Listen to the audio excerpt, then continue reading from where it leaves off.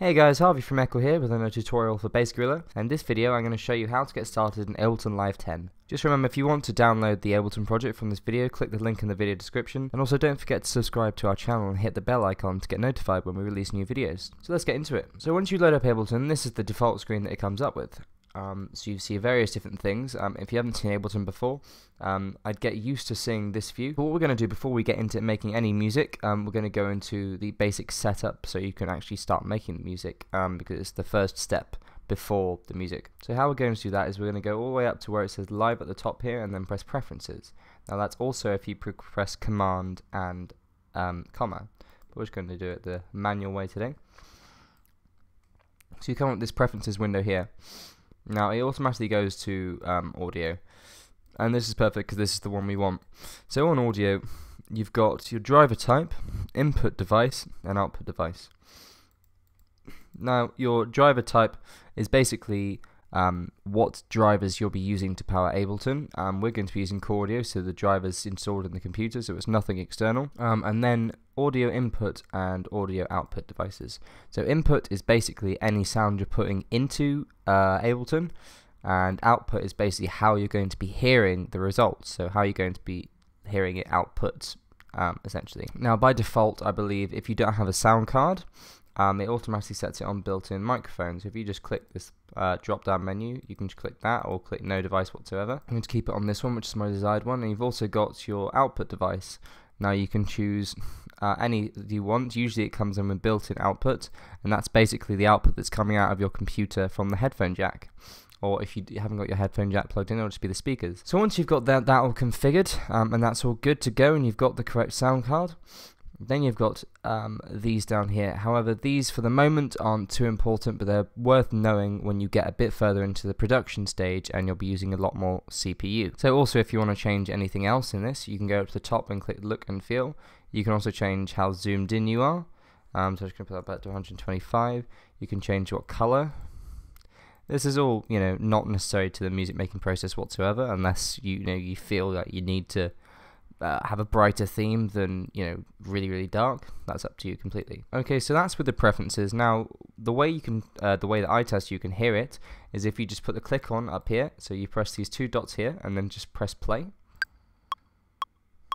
and you should be able to hear a click showing that your audio configuration is correct. So what we're going to do is I'm just going to show you various parts of Ableton, from the top going down, tell you what they do, and then we'll get into showing you how you can start making music.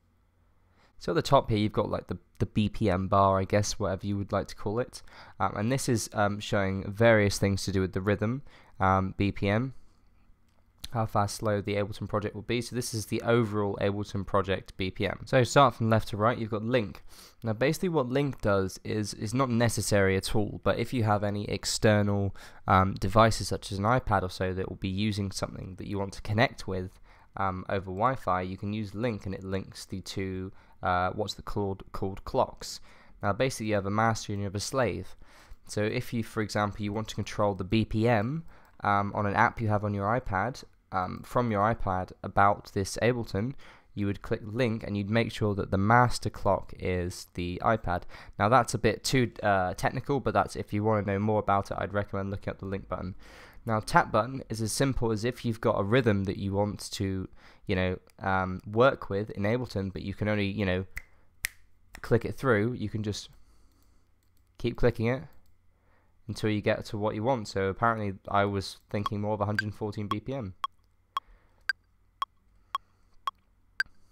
Now up here, this isn't that crucial to the making part of the music, but basically what this is say you're using this as a DJ tool.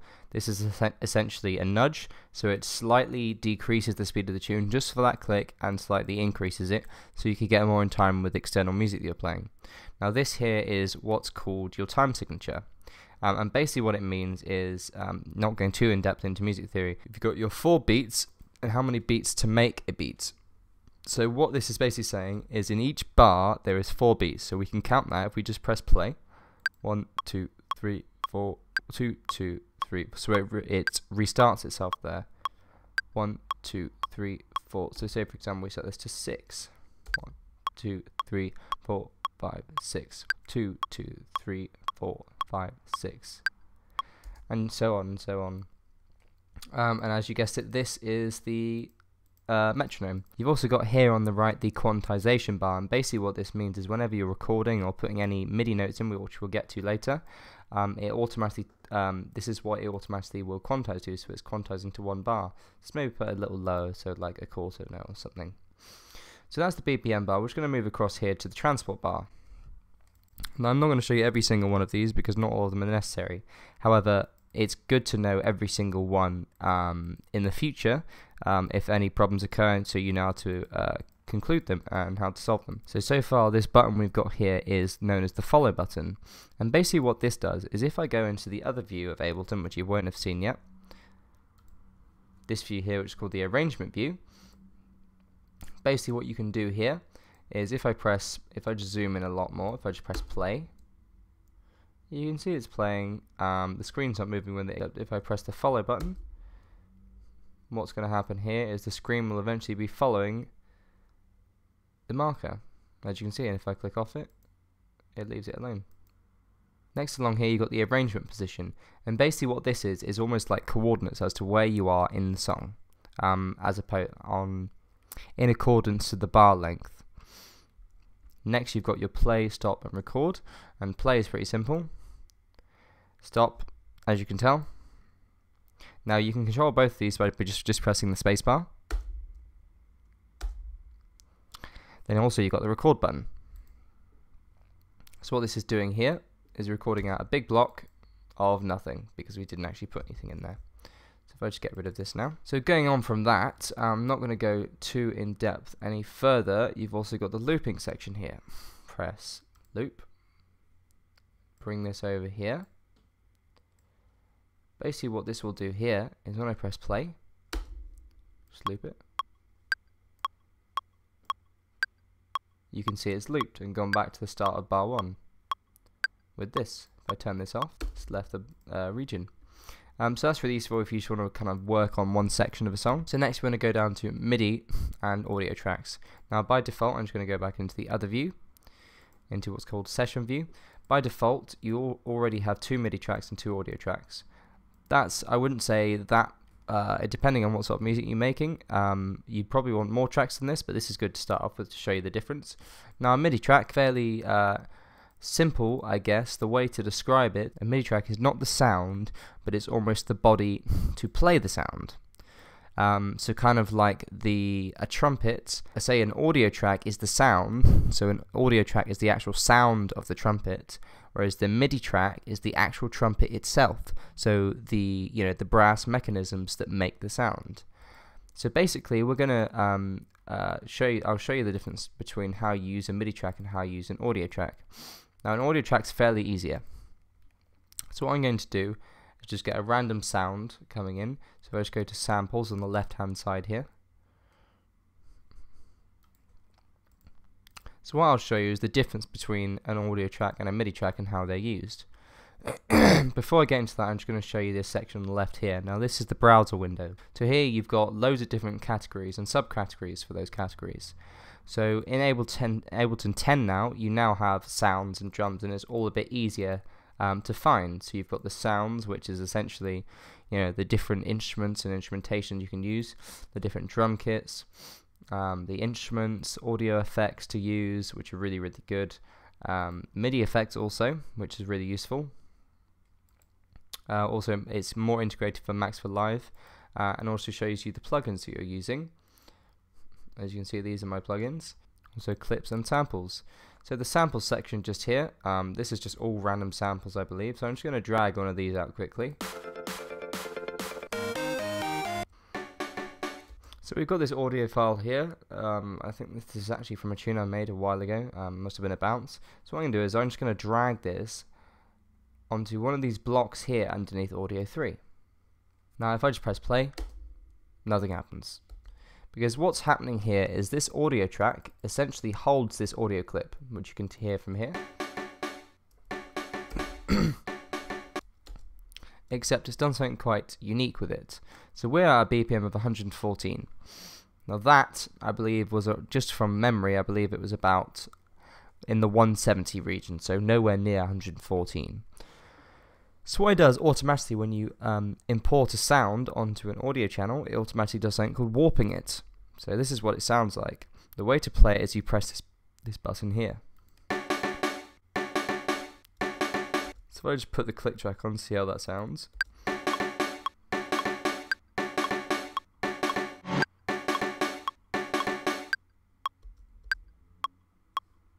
So pretty weird. Now if I uncheck warp, it's like all over the place. And basically what that does is essentially syncs it to the BPM of whatever you put and desired. So we've synced it to 114, guessing that it's 88. I'm just going to put this across here. So also, if you feel that your audio track starts off a bit late, you can use this bottom arrow here. And basically what this does is this moves the play locator to where you want to start. So if I put it there, it will start straight on this first hit.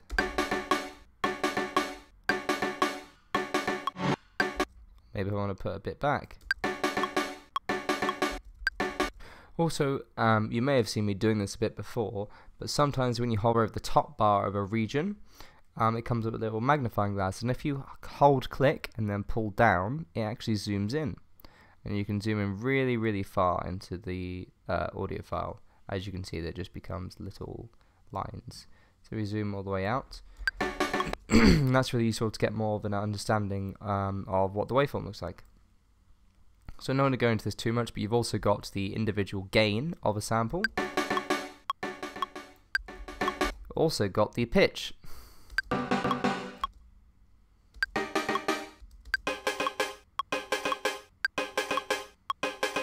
that sounds kind of cool, so we're going to keep it at that. So that's an audio channel. Now, I could just try and drag this straight onto a MIDI file, but all they'd be doing is be making it an audio track. As we can hear, some shit. I'm just going to undo that, so that's edit, and then undo drop clip, or you can do Command Z. Now I'm going to show you how we can use MIDI track. So let's go and let's make a drum kit. So we click on the drums icon here, and we listen through all the different drums you've got.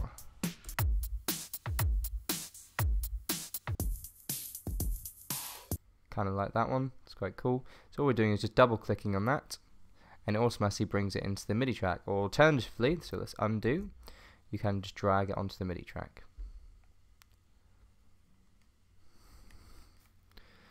So from here, if we just press play on some of these sounds,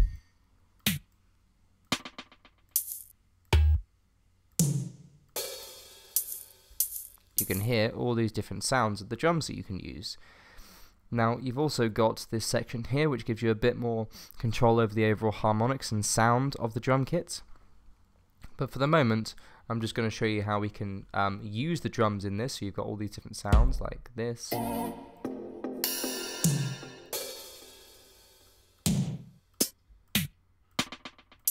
All these different ones.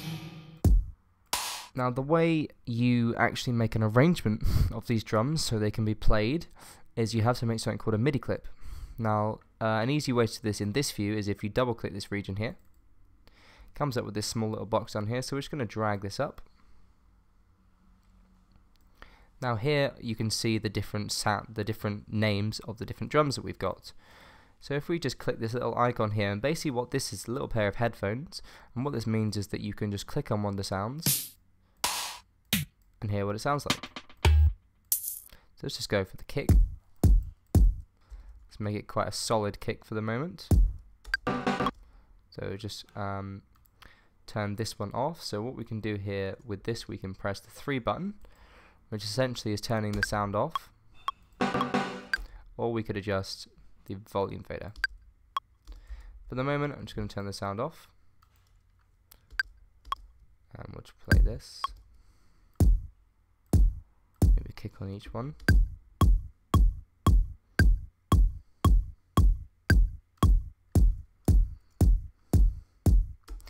So automatically, the way you saw I did it is I had a little pen tool that came up automatically.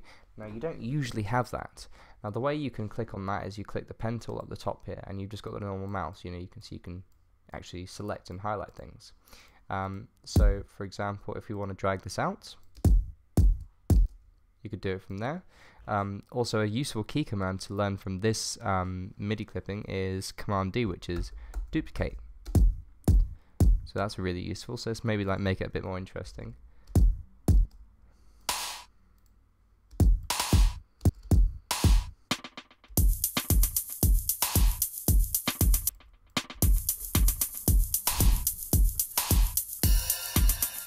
So we just made a little loop here, pretty simple. However, as you can see, it's looping. Goes right back to the beginning. Now, say we want it to be a bit different 4 bars later. So the way you adjust the length of this is if you go to length here and you bump it up. So you click and hold and go up to 4. So that's now 4 bars long. So what you can do is you select it all and then press Command D, and it just duplicates it straight away. So I'm just going to take out the rides here. Take out this. Take out this. Take out this. Maybe put in like a hi-hat here and there or something. So hear how it sounds.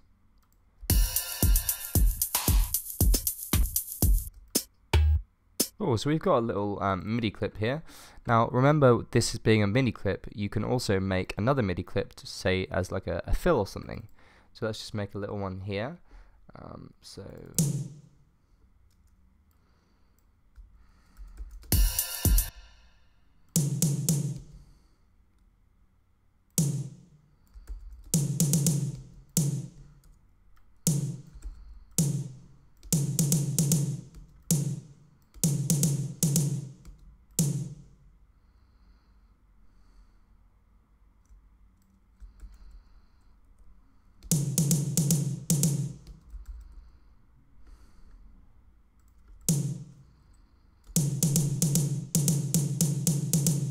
that could be like kind of like a fill or something. Go like this, and you can press this little button down here.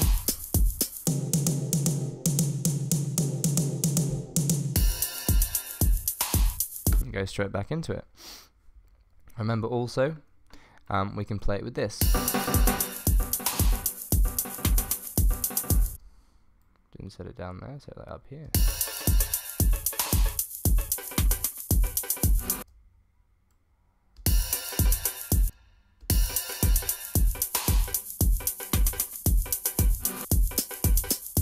So already we've got 2 little elements going on here, so I'm just going to get rid of this down here.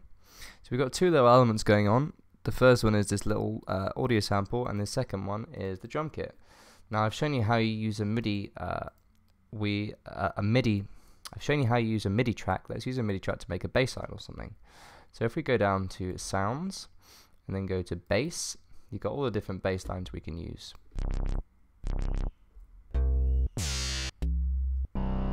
Maybe try this one. So double click. So we've got a bass we like here.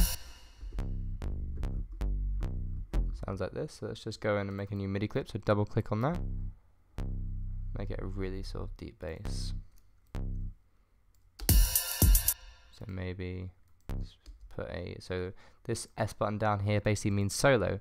So as you can hear, you can just hear the bass rather than it with the drums. So let's just drag this out. Press the click on.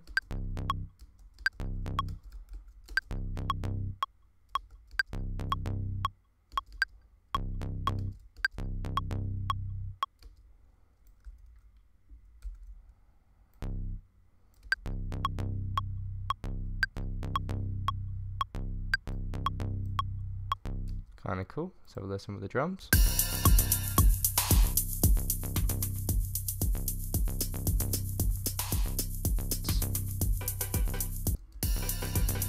So already we've got 3 different elements there that we can use to build a song. Now, what happens when we actually want to export this as a song and kind of properly arrange it? So we've got the different elements here. Now what we can do here is we can go into something called the arrangement view. So if you go to the right hand side of the screen, you've got these 2 different buttons down here. This top one goes to arrangement view, as you can see, and this bottom one, session view. Now if you press tab, you can quickly switch between the 2, which is good. So for the moment, what we're going to do is when you go straight to arrangement view, it comes up in this mode. Now this mode basically means that you're looping currently in session mode. As you can see, both these play markers are activated. So the way you deactivate that is you press this button here, and when you press play, it only plays what you've actually got going on the arrangement, which is nothing. But we've got the elements we want to make the song. So let's say we want to start with the drum fill. So we've got the drum fill here, and let's just hold, click, and then press tab, and then drag it here. And start with the song here.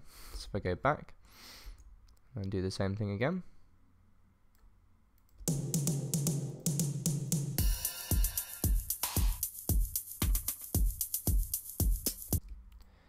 So we're kind of starting off straight away, right in there. And maybe we'll want to play that again, so let's duplicate, so we press Command D. Now also we want to put the other elements in whenever they come in. So maybe let's do another 2 of these to make it symmetrical, and we'll maybe start bringing the bass in. So we'll bring that in here. Do the same thing again.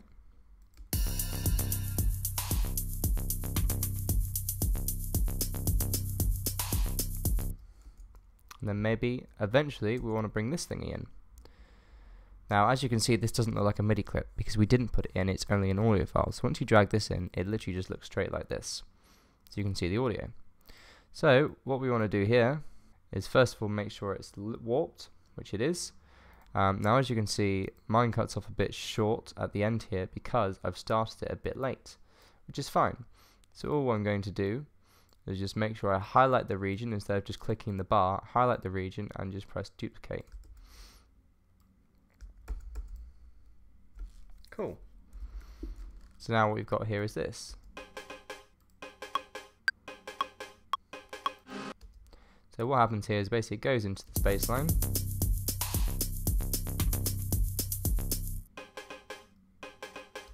Maybe we could have, take away some of the drums, so we can duplicate that again, and maybe take away the kick drum.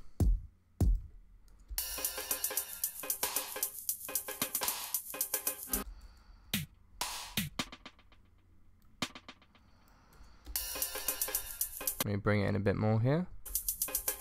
Okay, so just quickly then and fast forward, what I've done here is just made a little section here to kind of build up the little pluck thingy. As you can hear, eventually the kind of shakers get really quick. And maybe like not bring the bass in here. Maybe bring it in from here.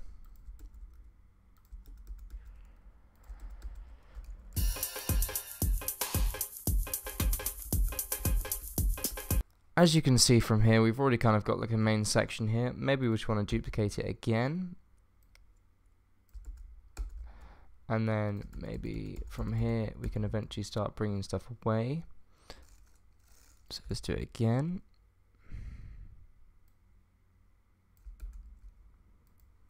And then maybe we just wanted to end it like this.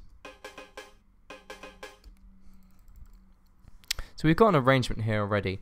Now to make it a bit more interesting, I'm going to show you how you can add effects. So let's go on something like this pluck here. So on an audio effects, it's exactly the same on MIDI tracks. So if we click on the audio track and then we go all the way to the left hand side to audio effects. Now maybe let's try something really useful like reverb. So when you whack it in straight away, if we just press play on this sound and just solo this, you can hear it in its works.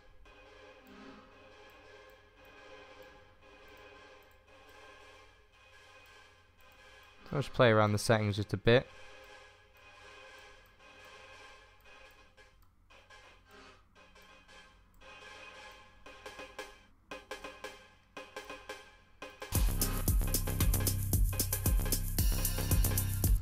So that just helps give it a little bit more space. Now I'm not going to go too much into overall what reverb does. As you can hear, it's a form of echo. But just to show you how to actually add effects, it's worth looking through every single one of these because they're all excellent, and even just staying inside Ableton. So you can hear that just pushes it back a bit, so let's turn it up a tiny bit more. Now you can also do this on, for example, drums, but as you know, with the drums you've got this sort of dynamic control here with how the drums actually sound. So let's just have a little play around with that, show you how that changes.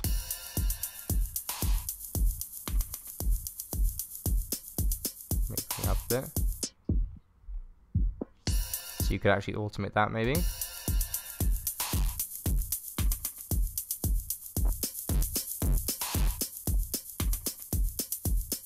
Maybe a bit of compression.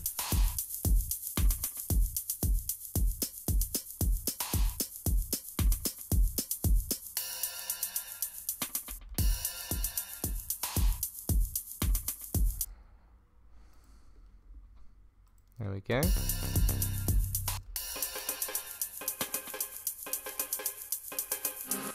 So what we've done here is we've added effects, we've made different clips and different arrangements. Now what we want to do is actually export the song and make it our own thing. So first of all, we're going to save it. So first of all, we're going to save the song. Now this is very important. Even though Ableton has a fail-safe if it crashes, it's still very important to save from time to time. So the way you do that is you go up to File, and then Save Live Set As, and then save it wherever you want, and then press Save. Now I've already saved one, so I'm just going to click Save Live Set, and that just like updates it. From here, also to make this a WAV file so you can listen to on MP3 or an iPod or something, or on a laptop, or put in your sets, you go up to File and go down to Export Audio and Video. Now from here you have a load of different settings. I'll show you the important ones first of all. So you've got the selection. Now you've got to choose a track that you want it to actually export. Now the track that we're hearing straight from the get-go with everything in it is the master track. Now the master track is basically the track that holds everything that is an output for every single track. So you want to make sure you click master. You can see it's got the different tracks such as the bass, the drum kit, the audio track. So we'll just click the master track from here. We want to render start at 2 because that's where it starts, and render it to 37. Now here you want to make sure you choose your file type. So we click WAV because that's the file type we want.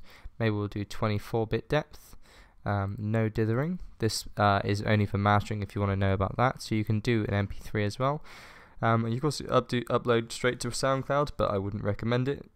So if you just press export here, and you choose where you want to export it. So I'm just going to name this demo track. Save that.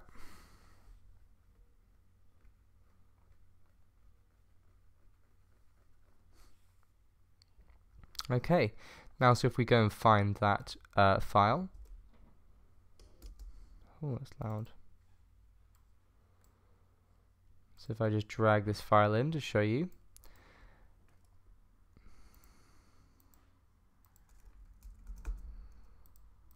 So this is our song.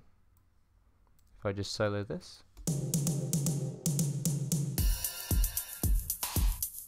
As we can hear.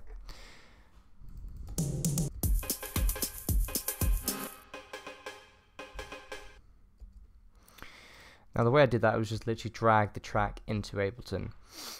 And that's it. As you can see, everything plays. I can put this in a set, I can do anything I'd like with it. But bearing in mind, this is just a start to show you how to get started with Ableton. If you have any questions, please put them in the comments below, and I'll try my best to answer them in full. Thanks for watching, and don't forget to subscribe to our channel and hit the bell icon to get notified when we release new videos. Please also hit the like button and leave a comment below. Thank you very much.